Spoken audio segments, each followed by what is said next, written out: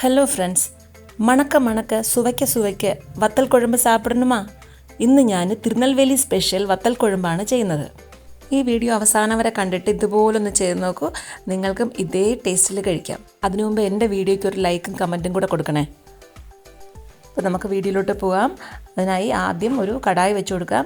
കടായി ചൂടാകുമ്പോൾ അതിൽ കുറച്ച് സാധനങ്ങളൊക്കെ ഒന്ന് ഡ്രൈ റോസ്റ്റ് ചെയ്യേണ്ടതുണ്ട്. ആദ്യം അതിലേക്ക് 2 സ്പൂൺ മല്ലി ഇട്ട് വറുത്ത് കൊടുക്കാം. മല്ലി ഒന്ന് ചൂടായിട്ട് വരുമ്പോൾ 2 സ്പൂൺ കടലപ്പരിപ്പ്, ഇത് രണ്ടും ചൂടായിട്ട് വരുമ്പോൾ 2 സ്പൂൺ സാമ്പാർ പരിപ്പ്, അതായത് നമ്മുടെ തുവരം പരിപ്പില്ലേ അതും കൂടെ ഒന്ന് ചെറുതായിട്ടൊന്ന് ചൂടായിട്ട് വരുമ്പോൾ അതിലേക്ക് 1 സ്പൂൺ കടുക്, 1 സ്പൂൺ വെന്തയം അതായത് ഉലുവ, 1 സ്പൂൺ ജീരകം എന്നിവ കൂടെ ചേർത്തിട്ട് വറുത്തെടുക്കാം. അപ്പോൾ അതിലേക്ക് ഒരു 6 വറ്റൽ മുളക് കൂടെ ഇട്ട് കൊടുക്കാം. 1 സ്പൂൺ പെപ്പർ കൂടെ ഇട്ട് കൊടുക്കാം. ഇപ്പോൾ ഇതിലോട്ട് കുറച്ച് കറിവേപ്പില ഇട്ട് കൊടുക്കാം. ഇതെല്ലാം കൂടെ ഒന്ന് വറന്ന് വരുമ്പോൾ ഒരു ചെറിയൊരു ചുവന്ന കളറാകുമ്പോൾ നല്ല മണം വരും. അപ്പോൾ നമുക്ക് മതിയാക്കാം. എന്നിട്ടതിന് തണുക്കാനായിട്ട് ഒരു പ്ലേറ്റിലോട്ട് മാറ്റി കൊടുക്കാം. ഇപ്പോൾ ഒരു കട്ടിക്കായം കൂടെ ഇട്ടൊന്ന് വറുത്തെടുക്കാം. ഇതിന് കുറച്ചൊന്ന് എണ്ണ ഒഴിച്ച് ചെയ്യുന്നതാണ് നല്ലത്, ഇല്ലെങ്കിൽ കറുത്ത് പോവും. ഇപ്പോൾ കട്ടിക്കായം ഇല്ലാത്തവരാണെങ്കിൽ കായപ്പൊടി ചേർത്താൽ മതി. കറിയുടെ ലാസ്റ്റ് സ്റ്റേജിൽ 1 സ്പൂൺ കായപ്പൊടി ചേർത്ത് കൊടുക്കാം. ഇത് തണുത്തതിന് ശേഷം നമുക്കിതിനെ നല്ല ഫൈൻ പൗഡറായിട്ട് മാറ്റാം. ഇപ്പോൾ അതേ കടായിൽ 1 ടേബിൾ സ്പൂൺ നല്ലെണ്ണ ഒഴിച്ചു കൊടുക്കാം. വേറെ എണ്ണ ഒന്നും എടുക്കല്ലേ, നല്ലെണ്ണയാണ് ബെസ്റ്റ്. ഇതിന് ഒരാഴ്ച വരെ കേടുകൂടാതെ നമുക്ക് ഫ്രിഡ്ജിൽ വയ്ക്കാതെ സൂക്ഷിക്കാം. ഇപ്പോൾ എണ്ണ ചൂടാകുമ്പോൾ അതിലേക്ക് 1 സ്പൂൺ കടുക്, 1 സ്പൂൺ ജീരകം, 1 സ്പൂൺ സാമ്പാർ പരിപ്പ്, പിന്നെ 1 സ്പൂൺ വെളുത്ത എള്ള്, പിന്നെയാണ് മെയിൻ താരങ്ങളായ മണത്തക്കാളിയും ചുണ്ടൽ വറ്റലും, ചുണ്ടക്കയുടെ വറ്റലില്ലേ ഇതിലേതെങ്കിലും ഒന്ന് കിട്ടിയാലും ധാരാളം മതി കേട്ടോ. ഇപ്പോൾ ഇതിൻ്റെ കൂടെ കുറച്ച് കറിവേപ്പിലയും ഒരു 10-20 വെളുത്തുള്ളിയും കൂടെ ഇട്ട് നന്നായിട്ടൊന്ന് വറുത്തെടുക്കാം കേട്ടോ. വെളുത്തുള്ളി ഇത് മസ്റ്റാണ്, ഇതാണ് ഇതിൻ്റെ ടേസ്റ്റ് കൂട്ടുന്നത്. കുറച്ച് കൂടിയാലും കുഴപ്പമില്ല, നല്ല ടേസ്റ്റ് ആയിരിക്കും.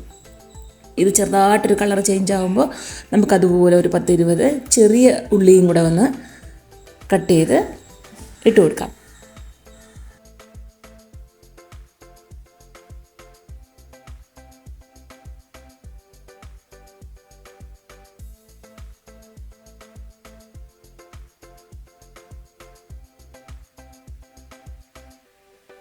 ഇപ്പോൾ ഉള്ളിയും വെളുത്തുള്ളിയൊക്കെ ഒന്ന് വാടി വരുമ്പോൾ നമുക്ക് ഈ കറിക്ക് ആവശ്യമായ ഉപ്പ് ചേർത്ത് കൊടുക്കാം. ഞാനിവിടെ 1 സ്പൂൺ ഉപ്പ് ചേർത്ത് കൊടുക്കുകയാണ്. ഒപ്പം തന്നെ നേരത്തെ ഡ്രൈ റോസ്റ്റ് ചെയ്ത് വെച്ചിരിക്കുന്ന പൊടിയില്ലേ അതിൽ 3 സ്പൂൺ ഞാൻ ഇട്ട് കൊടുക്കുകയാണ്. ഒപ്പം 1 സ്പൂൺ മഞ്ഞൾപ്പൊടി, 1 സ്പൂൺ മുളക് പൊടി എന്നിവ കൂടെ ആഡ് ചെയ്ത് കൊടുക്കുകയാണ്. ഇത് ആദ്യമേ നമ്മൾ പൊടിച്ച് വെച്ച് അത്രയും അങ്ങ് ഇടാൻ പാടില്ല. നമുക്ക് എല്ലാം കലക്കിയതിന് ശേഷം എരിവും അതിൻ്റെ തിക്നെസ്സും ഒക്കെ വീണ്ടും കുറച്ചുകൂടെ ഒക്കെ വേണമെന്നുണ്ടെങ്കിൽ ബാക്കി പൊടി കൂടെ ചേർക്കാം. അപ്പോൾ ഇതിനെയൊക്കെ ഒന്ന് പൊടി കരിയാതെ വറുത്തെടുക്കാം. ഈ മസാല പൊടികളൊക്കെ ചേർത്ത് 1 മിനിറ്റ് വറുത്തതിന് ശേഷം നമുക്ക് പുളി ഒഴിച്ചു കൊടുക്കാം. ഒരു ഓറഞ്ചിൻ്റെ സൈസിന് പുളി ഞാൻ എടുത്ത് നന്നായിട്ട് കലക്കി വെച്ചിട്ടുണ്ട്. ഇപ്പോൾ അത് ചേർത്ത് കൊടുക്കാം.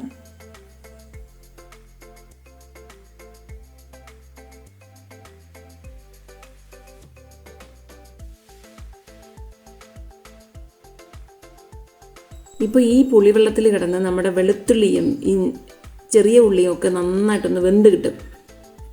നല്ലൊരു തിള വന്നതിന് ശേഷം നമുക്ക് വെള്ളം കുറച്ച് വേണമെന്നുണ്ടെങ്കിൽ നല്ല തിളച്ച വെള്ളമോ അല്ലെങ്കിൽ പുളിവെള്ളം തന്നെ ആവശ്യമുണ്ടെങ്കിൽ ബാക്കിയിരിക്കുന്ന പുളിയെല്ലാം കഴുകി ഒരിക്കൽ കൂടെയൊക്കെ ഒന്ന് ഒഴിച്ചു കൊടുക്കാം. ഉപ്പ് എരിവ് എല്ലാം ഒന്ന് ചെക്ക് ചെയ്യണം. ഈ സമയം നല്ല മണമാണ് കേട്ടോ. തിളച്ച് വരുമ്പോൾ ചുണ്ടവറ്റലും ഇതിൻ്റെയൊക്കെ ഒന്ന് ഞാൻ കുറച്ചുകൂടെയൊക്കെ പുളിവെള്ളം കലക്കി ഇങ്ങനെ ചേർത്തിട്ടുണ്ട്. നല്ലൊരു മണമാണ്. എന്നിട്ട് ആവശ്യത്തിന് ഉപ്പൊക്കെ എല്ലാം ഈ സമയം നോക്കിക്കൊള്ളണേ.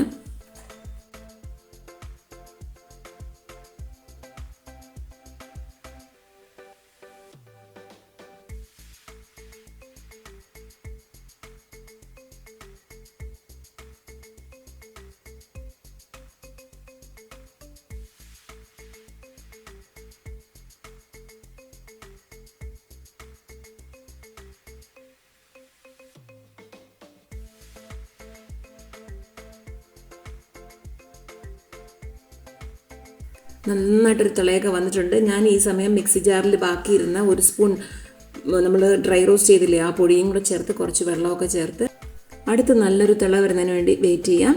പിന്നെ ഇതിലൊരു ടേസ്റ്റ് കുറച്ചുകൂടെ കൂട്ടാൻ വേണ്ടി എല്ലാവരും ചെയ്യും പോലെ തന്നെ പുളിക്കുഴമ്പ്, കാരക്കുഴമ്പ്, വത്തക്കുഴമ്പ്, സാമ്പാറിൽ ചേർക്കുന്നത് കാണും. അതായത് ചെറിയൊരു പീസ് ശർക്കര അതും കൂടെ ഇടുമ്പോഴാണ് നമുക്ക് എല്ലാം എരിവും പുളിവും ഒക്കെ ഒന്ന് ബാലൻസ് ആവും കേട്ടോ. ഞാനിവിടെ ഒരു പീസ് ശർക്കര ഇട്ടിട്ടുണ്ട്.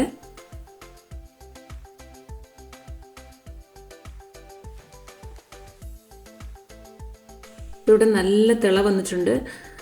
നല്ല തിള വരുമ്പോൾ നമുക്കറിയാം എണ്ണ അങ്ങനെ പിരിഞ്ഞ് നിൽക്കും.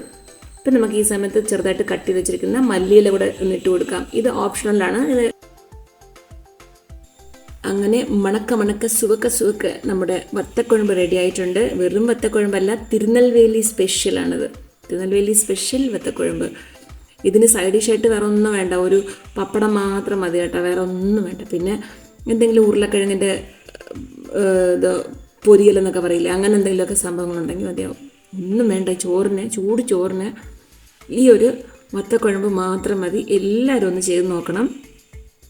എന്നിട്ട് അതെങ്ങനെയുണ്ടെന്നൊന്ന് കമൻറ്റിൽ അറിയിക്കുക. അപ്പോൾ ഈ വീഡിയോ ഇഷ്ടപ്പെട്ടുവെങ്കിൽ ലൈക്ക് ചെയ്യൂ, കമൻറ്റ് ചെയ്യൂ, ഷെയർ ചെയ്യൂ. പുതിയ ആൾക്കാരാണെങ്കിൽ ഒന്ന് സബ്സ്ക്രൈബ് ചെയ്യൂ.